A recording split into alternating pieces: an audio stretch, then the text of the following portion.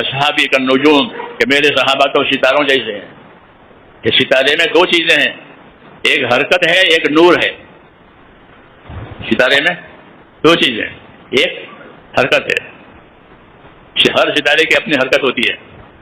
اچھا، پہلے زمانے میں لوگ ستاروں سے اپنا کام لیتے تھے. وبالنجم هم يهتدون کہ وہ ستاروں کی وجہ سے جنگلوں میں سمندروں میں راستہ معلوم کرتے تھے. اب تو وہ مشینیں ہو گئی اس لیے اس کی ضرورت نہیں رہی. جی ہاں، ورنہ ستاروں سے رات کو سمندروں میں بھی اور جنگلوں میں بھی لوگ جانتے تھے کہ یہ ستارہ یہاں ہوتا ہے، یہ ستارہ ہوتا ہے. وبالنجم هم يهتدون کہ وہ ستاروں سے راستہ پاتے ہیں. جی ہاں، تو صحابہ کرام کو جو ہے وہ ستارے کی تشبیہ دی ہے کہ میرے صحابہ ستاروں کی طرح سے. اور ستارے میں دو چیزیں ہوتی ہے، ایک اس کی حرکت بھی ہوتی ہے اور ایک کی نورانیت بھی ہوتی ہے. دونوں چیزیں، گاڑی میں حرکت بھی ہے اور گاڑی میں روشنی بھی ہے. روشنی نہیں ہوگی تو نہیں چلنے دیں گے. جی ہاں، تو ایسے ہی یہاں حرکت بھی ہے کہ نور بھی ہے. اور یہی کرنا ہے کہ اس زندگی میں، ہماری زندگی میں ایک طرف حرکت بھی آوے اور ایک طرف نور آوے. یہ نور کہاں سے آ جائے گا؟ یہ نور کے لیے دو چیزیں ملی ہے. ایک نور قرآن کی شکل میں ہے، وَأَنزَلْنَا إِلَيْكُمْ نُورًا مُبِينًا کہ ہم نے تمہارے پاس ایک کھلا ہوا نور بھیج دیا ہے. تو ایک نور وہ قرآن کا ہے، ایک نور سنت کا نور ہے، سنت پیغمبر. قَدْ جَاءَكُم مِّنَ اللَّهِ نُورٌ وَكِتَابٌ مُّبِينٌ. یہ نور سنت کا نور کہ تمہارے پاس نور بھی آیا اور کتاب بھی آئی. تو کتاب میں علم ہے، کتاب میں علم ہے، اور نبی کی زندگی میں اس کا عمل ہے، اس کی نورانیت ہے. اس کو کہتے ہیں ہمارا پہلا کلمہ. جی ہاں، نمبر پہلا نمبر وہ یہی ہے کہ ایمان بھی آوے، نور بھی آوے، اور نبی محمد رسول اللہ کلمے کا دوسرا جز ہے تو وہ اس کی اتباع بھی آوے. ہاں، اور اتباع انفرادی زندگی میں دیکھی جاتی ہے. جسے علاج پرہیز ہر آدمی کی انفرادی زندگی میں دیکھا جاتا ہے، اس کا یہ علاج ہے، اس کا یہ پرہیز ہے. تو ایسے ہی اتباع کہ وہ ہر آدمی کی انفرادی زندگی چیز ہے کہ آدمی اپنی محنت کے ذریعے سے اپنے اندر اتباع کرے اپنے رسول کا. ہاں، کہ صبح سے شام تک کتنی سنتیں ہیں، ہاں وہ زندگی میں لانے کی کوشش کرے. سنت کو نہ چھوڑے بلکہ سنت کو معلوم کرے اور معلوم کر کے اپنی زندگی میں لاوے. یہی نبی کو نبی ماننے کا مقصد ہے. امام غزالی فرماتے ہیں رحمۃ اللہ علیہ کہ نبی کی سنتوں کو چھوڑنا یہ چھپا ہوا کفر ہے. ایک کفر کھلا ہے، وہ کافروں کا ہے. وَيَقُولُ الَّذِينَ كَفَرُوا لَسْتَ مُرْسَلًا. کافر یہ کہتا ہے کہ تو نبی نہیں ہے، تو مجنون ہے، تو جادوگر ہے. یہ تو وہ لوگ کہتے ہیں لَسْتَ مُرْسَلًا، تو رسول نہیں ہے. ہم رسول مانتے ہیں، یہ ہمارا رسول ہے، ہاں، لیکن اس کی سنتوں کو نہیں چلتے. ہاں، تو کہا یہ کہ یہ چھپا کفر ہو گیا. ہاں، وہ اپنی بات میں زیادہ محتاط ہے امام غزالی رحمۃ اللہ علیہ، اس لیے انہوں نے یہ سخت بات کہی ہے کہ سنت کا ترک یہ چھپا ہوا کفر ہے. ہماری دعوت کی یہی غرض ہے کہ ہماری زندگیوں میں سنت آوے، ہماری زندگی میں شریعت آوے. سنت شریعت یہ زندگی میں لانا ہے. ہاں، زندگی گزارنے کے لیے، یہ زندگی گزارنے کے لیے مسلمان کے پاس سنت اور شریعت ہے کہ جو حال آوے اس کے اوپر اس حال میں وہ اس کا پابند ہو. اس لیے حکم ایک ہوتا ہے، طریقے بہت ہوتے ہیں. اپنے دین کو سمجھنے کی ضرورت ہے.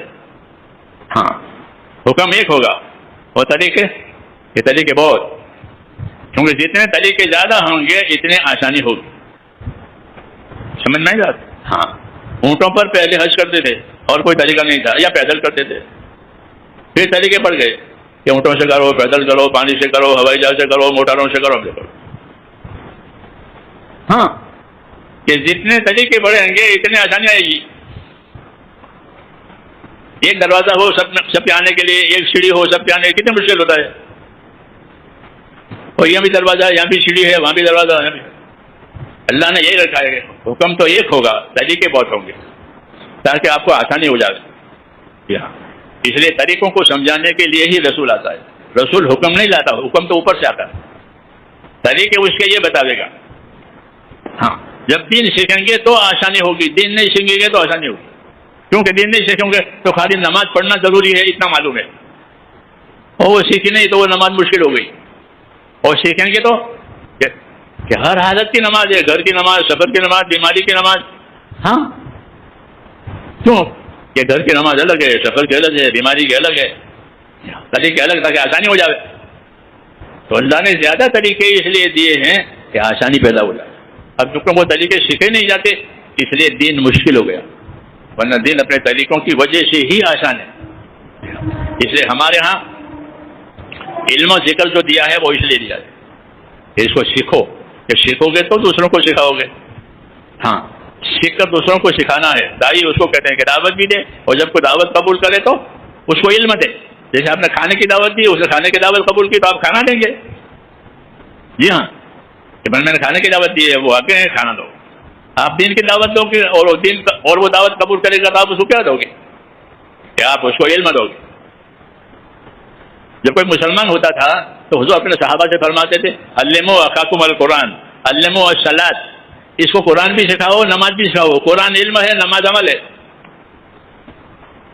یہ طریقہ تھا.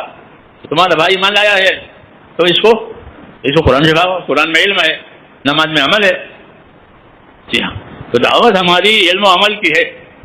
ہاں، تیسرا نمبر وہ ہے اصل، وہ پٹڑی کی طرح سے. تیسرا نمبر، پٹری کے بغیر گاڑی چلتی ہے کہ نہیں چلتی؟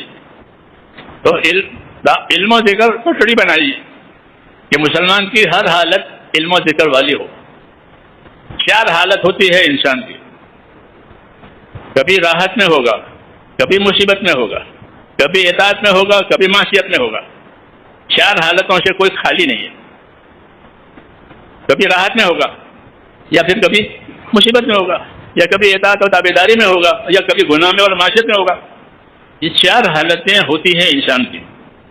اب وہ ہر حالت کا دین تلاش کرے. یہ دعوت ہے کہ تم اپنے حالت کو دیکھو کہ میں راحت میں ہوں، کہ راحت کا دین اختیار کرو. نماز کھڑے ہو کے پڑھو، پیدل جاؤ مسجد میں. جی ہاں، یہ قدم اللہ کو پسند ہے، وغیرہ وغیرہ. کیوں کہ میں راحت میں ہوں. راحت میں ہے تو یہ راحت کا دین، مصیبت میں ہے تو مصیبت کا دین. جب ہلکا ہو جائے گا جب راحت نہیں ہے. جی ہاں. تیسری چیز اطاعت کا دین. اطاعت پر ہے تو استقامت پیدا کرو، اپنے اطاعت پر قائم رہو. ہاں، معصیت میں ہے تو کہ معصیت اور گناہ ہے تو توبہ کرو. تو 4 حالت کا دین. سمجھ میں آئی بات؟ ہاں، یہ حضور صلی اللہ علیہ وسلم کے دین کی خاصیت ہے. یہ دین آپ کا کسی حال میں آپ کا ساتھ نہیں چھوڑے گا. جو حال ہوگا اس حال کا دین آپ کو ملے گا. جی ہاں، کہ بھائی میں تو گنہگار ہوں، کہ کوئی بات نہیں. تمہارا یہ دین ہے کہ وہ کیا کہ توبہ. ہاں، کہ گنہگار کا دین کیا؟ توبہ. اللہ نے کہا کوئی میری رحمت سے نا امید نہ بنے، میں سب معاف کروں گا. خود ہی آگے چل کر کہ میں سب معاف کروں گا. تو گنہگار کا دین توبہ ہے. ہاں، اور گنہگار نہیں ہے، اطاعت والا ہے، تو اس کا دین استقامت ہے کہ وہ اپنے دین پر پوری طریقے سے پابند رہے. تو ہم کو ہر حال کا دین دیا ہے. کوئی حالت ہماری بے دینی کی نہیں ہوتی. جی ہاں، علم و ذکر کی یہی غرض ہے کہ علم و ذکر کے ذریعے سے ہر حال کا دین اور ہر حال کا اس کا عمل. یہ تیسرا نمبر ہے. یہ پٹڑی ہے کہ گاڑی پٹری سے نہیں اترنی چاہیے ورنہ ڈیر ہو جائے گی. ہاں، اور پٹری پر ہے تو کہ میلوں چلے گی. تو علم و ذکر ہماری زندگی کی پٹڑی ہے. جی ہاں، اس لیے علم و ذکر کی تاکید ہے کہ زندگی کی کوئی حالت علم و ذکر سے خالی نہ رہے. اس لیے کہ علم نہیں ہوگا تو جہالت ہوگی، اور ذکر نہیں ہوگا تو غفلت ہوگی. تو غفلت اور جہالت میں سے تو لوگوں کو حضور صلی اللہ علیہ وسلم نے نکالے ہیں. ہاں، لتنذر قوما ما انذر آباؤہم فہم غافلون، کہ آپ کو اس لیے بھیجا ہے کہ ان کو ان کے باپ دادا نے کسی کو سمجھایا ہی نہیں، وہ سب غافل ہیں، تو ان کو غفلتوں میں سے نکالنے کے لیے آپ کو بھیجا ہے. تو دعوت علم و ذکر کی ہے. ہاں، علم و ذکر مسلمان کی زندگی کی 2 پٹڑی یا پرندے کی طرح 2 بازو ہے کہ وہ جو کام کرے وہ علم و ذکر کی روشنی میں کرے.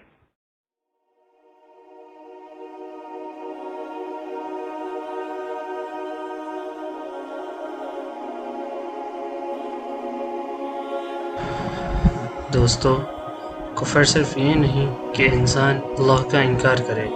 کبھی کبھی انسان کچھ ایسے اعمال اور باتیں کرتا ہے جو اس کا ایمان کو کمزور کر دیتی ہے اور اسے احساس بھی نہیں ہوتا. آج بہت سے لوگ ہر بات میں صرف دنیا کے اسباب کو سب کچھ سمجھتے ہیں اور اللہ کو بھول جاتے ہیں. مال کو سب کچھ سمجھنا ڈاکٹر کو شفا دینے والا سمجھنا، تجارت کو رزق دینے والا سمجھنا، یہ سب سوچ انسان کے توکل کو کمزور کر دیتی ہے۔ دوستو، اصل دینے والی ذات تو صرف اللہ کی ہے۔ ڈاکٹر صرف ذریعہ ہے، شفا اللہ ہی دیتے ہیں۔ تجارت صرف اسباب ہے، رزق تو اللہ ہی دیتے ہیں۔ آج لوگ کہتے ہیں میری عقل نے مجھے کامیاب بنایا، میری محنت نے سب کچھ دیا، لیکن اللہ کا شکر اور اللہ کی طرف نسبت کم ہو گئی ہے، اللہ کا ذکر بھی کم ہو گیا ہے۔ یہی وہ چھپا ہوا فتنہ ہے جو انسان کو دھیرے دھیرے اللہ سے دور کر دیتا ہے۔ قرآن میں قارون کا واقعہ آتا ہے۔ اس نے کہا مجھے یہ مال میرے علم کی وجہ سے ملا، اور پھر اللہ نے اسے اس کے مال سمیت زمین میں دھسا دیا۔ تو میرے بھائیو، دوستو، بزرگوں، اللہ کو بھول جانا اور صرف اپنی طاقت اور اسباب پر بھروسہ کرنا یہ ایمان کے لیے بہت خطرناک چیز ہے۔ مومن ہر حال میں کہتا ہے جو کچھ ہے اللہ کی رحمت سے ہے۔ آج ہمیں اپنا عقیدہ ٹھیک کرنا ہے، اسباب اختیار کریں لیکن دل اللہ سے جوڑ کے رکھیں۔ نماز، دعا، استغفار اور توکل کو اپنی زندگی کا حصہ بنائیں۔ یاد رکھیے، جس دل میں اللہ کا یقین مضبوط ہوتا ہے اس کا ایمان بھی مضبوط ہو جاتا ہے۔ اللہ تعالیٰ ہمیں ہر چھپے ہوئے فتنے اور کفر سے بچائے اور سچا ایمان نصیب فرمائے، آمین یا رب العالمین۔ مزید اسلامی اور اصلاحی بیانات کے لیے ایمانی بیانات کو فالو کریں، سبسکرائب کریں۔ جزاکم اللہ خیرا۔